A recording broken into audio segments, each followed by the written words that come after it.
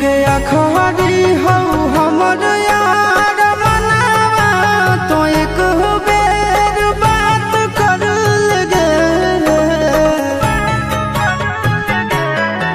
हो गया खरी हो हमर यार मनावा तो एक बेर बात कर लगे। हो गे सोना यारवा हो भरती पटनवा में आके मुलाकात कर लेगे। आगे सुना यारवा हो भरती पटनवा में आके मुलाकात कर लेगे। आगे चली जाइबौ छोड़ी के दुनिया विदाई अपने हाथ कर लेगे। आगे सुना यारवा हो भरती पटनवा में आके मुलाकात कर लेगे। आगे सुना यारवा हो भरती पटनवा में आके मुलाकात कर लेगे।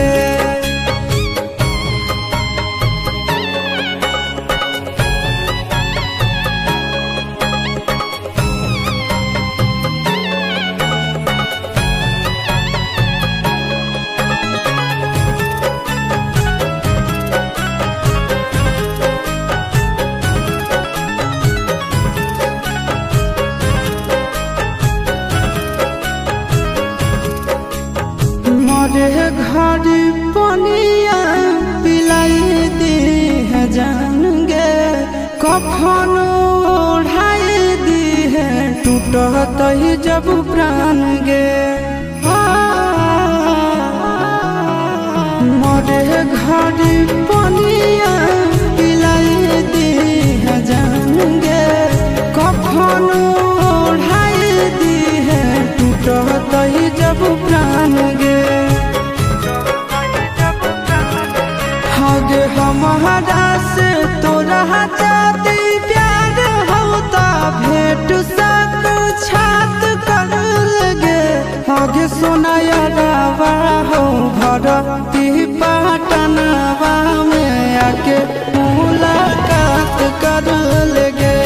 आगे सोना यारवा हो भरती पटनवा में आके मुलाकात कर लेगे।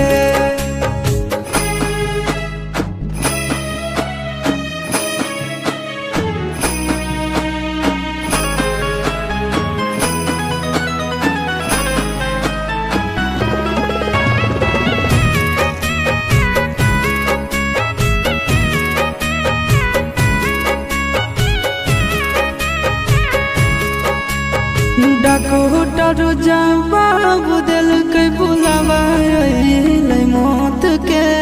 देखी के चेहरा जानू चल जाई है लौट के। डॉक्टर जवाब दिल के बुलावा मौत के। देखी के चेहरा जानू चल जाई है लौट के। आगे अमन आलम दिलहाया शिश नंदन से औरी विश्वासघात कर लगे। आगे सोना यारवा हो भरती पटनवा में आके मुलाकात कर लेगे। आगे सोना यारवा हो भरती